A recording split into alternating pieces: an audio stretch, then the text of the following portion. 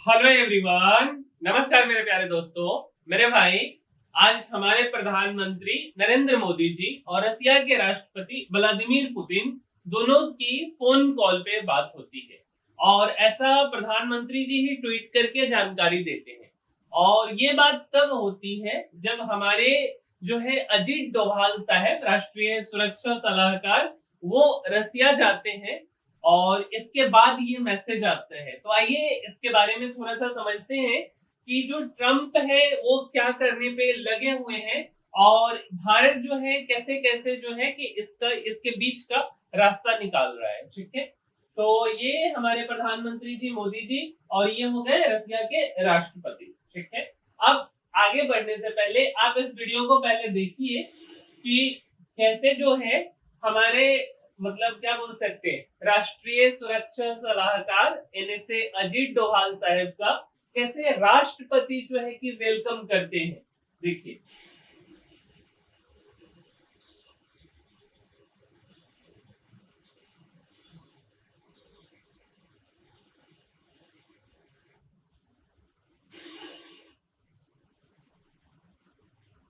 अगर आप ध्यान से देखेंगे मेरे भाई, राष्ट्रपति वहां के वेलकम करने के लिए वहां के जो राष्ट्रीय सुरक्षा सलाहकार हैं रसिया के, या जो भी हाई लेवल लोग हैं, उन्हें वेलकम करना चाहिए। बट एक्चुअल में कौन करते, तो रसिया के राष्ट्रपति, जो कि अपने आप में एक बहुत ही स्ट्रॉन्ग मैसेज है। और ये जो है खास करके अमेरिका को ये मैसेज दिया जा रहा है कि भाई भारत का जो संबंध है वो रसिया के साथ हमेशा से अच्छा रहा है और आप जितना टैरिफ लगाते जाओगे हम अपना संबंध उतना अच्छा करते जाएंगे। आपके ये तीन पज वाले काम से, जो है पीठ में छुरा भोंकने वाले काम से, कि दोस्ती कर करके और आप पीछे से टैरिफ लगाते हो। पहले तो बोलते कि मोदी जी हमारे बहुत अच्छे दोस्त हैं और उसके बाद आप टैरिफ लगा देते हो। तो और इसके पीछे लॉजिक क्या है कि आप रसिया से, आप दोनों भारत और रसिया अलग हो जाए, बट टैरिफ लगाने के बाद भारत और रसिया और जो है कि साथ में और करीब आ रहा है ना। तो ये चीजें हैं। और आप देखिए ये ना पिछली मतलब 2021 में जो है पुतिन जी कुछ घंटे के लिए, 3-4 घंटे के लिए भारत आए थे। उस समय का बेसिकली ये फोटो है। ठीक है, और आज जो ट्वीट किए हैं हमारे प्रधानमंत्री जी की, had a very good and detailed conversation with my friend president Putin. Means की मेरा जो है बहुत ही अच्छा और बहुत ही डिटेल में कन्वर्सेशन हुआ है मेरे दोस्त जो कि राष्ट्रपति हैं पुतिन, उनसे। ठीक है, I thanked him for sharing the latest developments on Ukraine. ठीक है, अब यूक्रेन में क्या चल रहा है, वार से रिलेटेड क्या भी चीजें हैं, ये सब कुछ जो है कि उन्होंने बताया। इनके लिए thank you. We also reviewed the progress in our bilateral agenda and reaffirmed our commitment to further deepen the India-Russia special and privilege। मतलब ओवरऑल क्या कहना है कि हमारा जो है कि क्या प्रोग्रेस चल रहा है ना, बाइलेटरल एजेंडा, द्विपक्षीय एजेंडा क्या है और क्या कमिटमेंट्स है, आगे इंडिया और रशिया का क्या हो सकता है, इन सब पे जो है डिटेल में चर्चा हुआ। ऐसा हमारे प्रधानमंत्री जी बोले। और आप देखेंगे ये जो है बेसिकली पीएम मोदी 2024 में 2 बार रसिया गए हुए थे। ठीक है, एक बार तो वे ब्रिक्स समिट के लिए 22 अक्टूबर को रूस गए थे और इससे पहले जुलाई में भी मोदी 2 दिन के रसिया दौरा किया था। और उसी समय का ये फोटो है।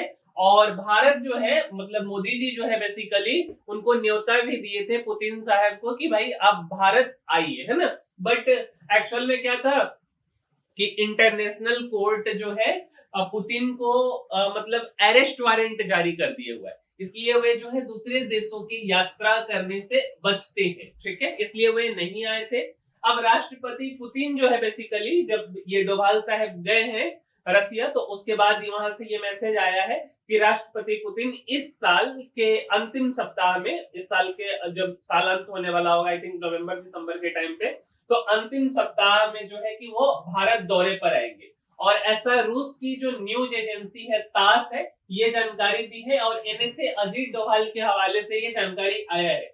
और रूस के जो रक्षा मंत्री है सरगेई शोइगु, इनसे मुलाकात हुआ है डोभाल साहब का और उन्होंने बोला कि अब हमारे रिश्ते बहुत खास बन गए जिसकी हम बहुत कदर करते हैं। ठीक है, अब देखिए उधर से फिर क्या होता है भाई, केवल हमारे पे टैरिफ नहीं लगाया गया है, ठीक है, टैरिफ ब्राजील के ऊपर भी लगाया गया है और सेम सेम टैरिफ है 50-50% का, ठीक है।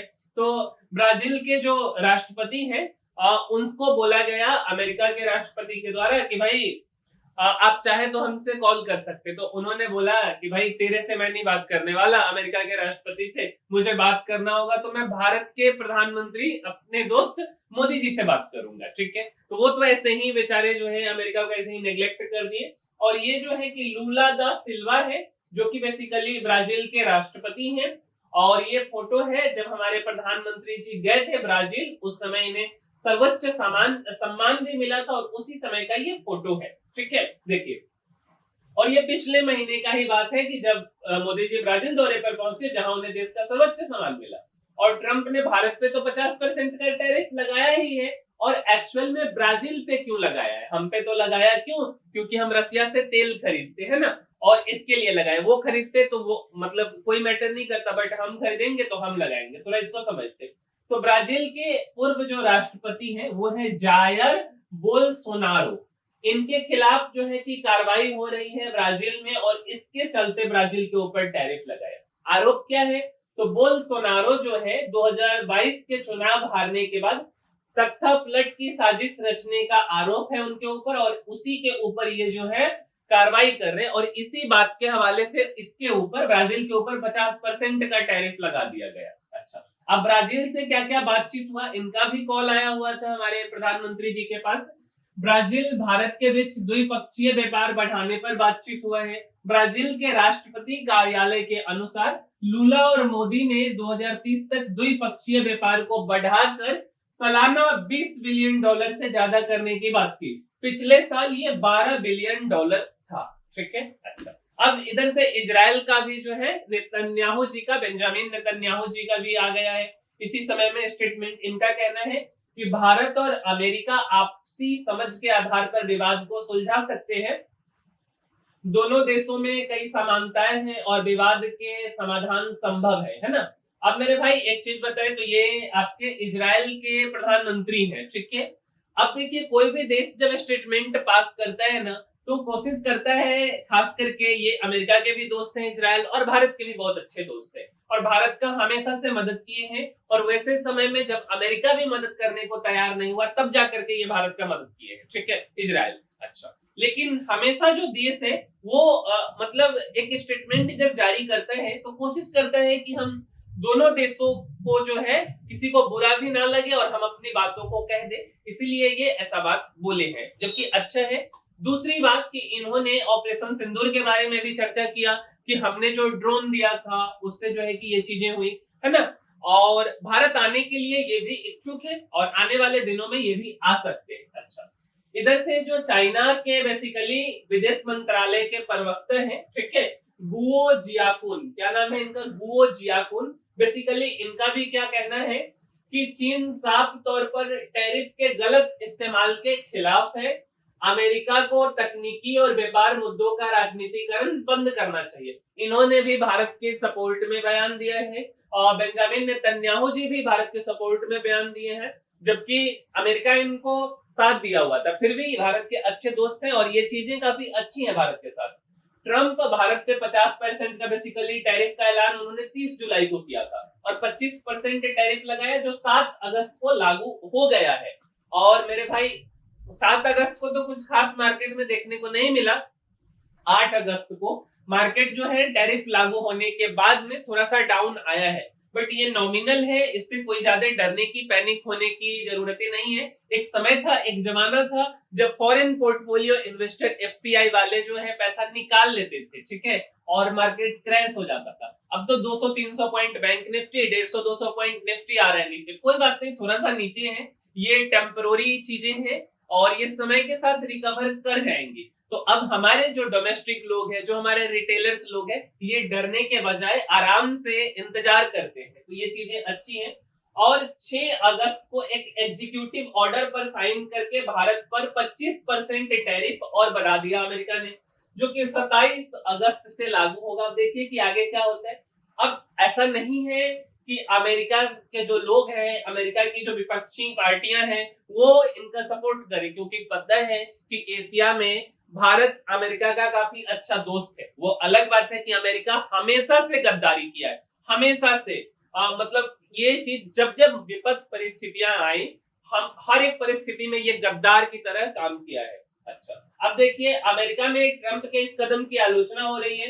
हाउस फॉरेन अफेयर्स कमेटी के डेमोक्रेट्स ने चेतावनी दी कि यह कदम भारत अमेरिका संबंधों को नुकसान पहुंचा सकता है।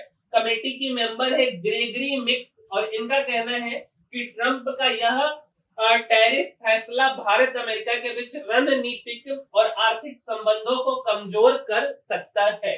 ठीक है। अच्छा, अब ये भाई साहब ट्रंप के सलाहकार है और इनका नाम है पीटर नवारो। ठीक है। इनका क्या कहना है कि भारत टैरिफों का महाराजा है। ठीक है। अच्छा, दूसरा क्या कहना है कि भारत हमसे डॉलर कमाता है और इस डॉलर से वो रसिया से तेल खरीदता है। मेरे भाई, क्या बोला आपने कि भारत जो है डॉलर कमाता है? आप भीख में तो भारत को देते नहीं हो, आप हमारा सामान खरीदते हो और उस सामान के बदले में आप हमें डॉलर में पेमेंट करते हो। पहली बात, अगर आपको सामान अच्छा नहीं लग रहा है, आपको हमारा सामान सस्ता नहीं है, तो आप मत लो ना। क्यों लेते हो? क्योंकि आपको पता है कि इससे सस्ता फार्मा का सामान, डायमंड या टेक्सटाइल आपको दुनिया में कहीं नहीं मिलेगा, और आप उस मजबूरी में लेते हो। तो ये बात तो आपका बिल्कुल गलत है कि भारत जो है कि हमसे डॉलर कमाता है। बिल्कुल सही बात है, कमाता है, आप भीख में नहीं देते हो। ठीक है। तो मतलब स्टेटमेंट देने से पहले बड़े उच्च ओहदे पे हो तो थोड़ा सा सोच समझ करके देना चाहिए, ऐसे नहीं कि चलते फिरते कुछ भी बोल दिए। ठीक है। तो नवारो ने कहा कि भारत अमेरिकी सामानों पर दुनिया में सबसे ज्यादा टैरिफ और नन टैरिफ बाधाएं लगाता है, और इससे अमेरिकी प्रोडक्ट्स को भारतीय मार्केट में एंट्री करने में मुश्किल होती है। देखो, अमेरिका क्या चाहता है कि अमेरिका की जो मांसाहारी गाय है, ठीक है, अमेरिका की जो मांसाहारी गाय है, उसका दूध जो है, उससे जो बने प्रोडक्ट्स है, वो भारत में बेचे। मेरे भाई, ये किस हद तक सही है? बिल्कुल गलत है। और इसके लिए प्रधानमंत्री जी ने साफ शब्दों में कहा भी है कि ये चीज किसी भी कीमत पे हम बर्दाश्त नहीं करेंगे, चाहे इसके लिए मुझे व्यक्तिगत कीमत चुकानी पड़े, है ना। और उन्होंने जो हमारे क्या बोल सकते हैं, ग्रीन रिवॉल्यूशन के जो साइंटिस्ट है, जनक माने जाते हैं, एमएस स्वामीनाथन, जिनका पूरा नाम मोहन कैम्बू शंभू शिवम स्वामीनाथन है, जिन्होंने भारत में एक समय में यार खाने की काफी दिक्कत होती थी, धान नहीं था, चावल, गेहूं, हर चीजों की दिक्कत थी। ठीक है। उस समय में अमेरिका क्या किया, अमेरिका से जब मदद मांगी गई तो जो वहां पे 4th ग्रेड का गेहूं था, जो वहां सुअर को खिलाया जाता है, वो गेहूं भारत में भेज दिया था। और उसके बाद भारत के ये जो साइंटिस्ट हैं, एमएस स्वामीनाथन, बेसिकली ये जो है कि ग्रीन रेवोल्यूशन लेकर के आए, और जो है कि 3-4 राज्य जैसे हरियाणा, पंजाब, है ना, तो इन सब राज्य, उत्तर प्रदेश, इन सब राज्यों को टारगेट करके अच्छा खासा फसल बोया गया, फर्टिलाइजर्स का हमने यूज किया, और उसके बाद जाकर के भारत जो है कि आत्मनिर्भर बन पाया। और आज 140 करोड़ जनसंख्या होने के बाद भी भारत को खाने की कोई कमी नहीं है। 2-2 साल, 3-3 साल का अनाज स्टॉक जो है बेसिकली भारत के गोदामों में, एफसीआई गोदामों में 2-2, 3-3 सालों का रहता है। इवन जितना अमेरिका पैदा करता होगा धान, गेहूं, उतना तो भारत सरकार 5-5, 7-7 किलो बांट दी है अभी तक, कोरोना से लेकर के अभी तक, है ना। तो ये चीजें अच्छी थी। नवारो ने कहा कि भारत अमेरिकी डॉलर का इस्तेमाल रूसी तेल खरीदने के लिए करता है, अभी हमने आपको बताया। फिर रूस उन डॉलर का इस्तेमाल हथियार बनाने में करता है, जिससे यूक्रेन के लोग मारे जा रहे हैं। मेरे भाई, आप क्या कर रहे हो? आप जो पैसा कमा रहे हो उससे क्या कर रहे हो वो आप समझो।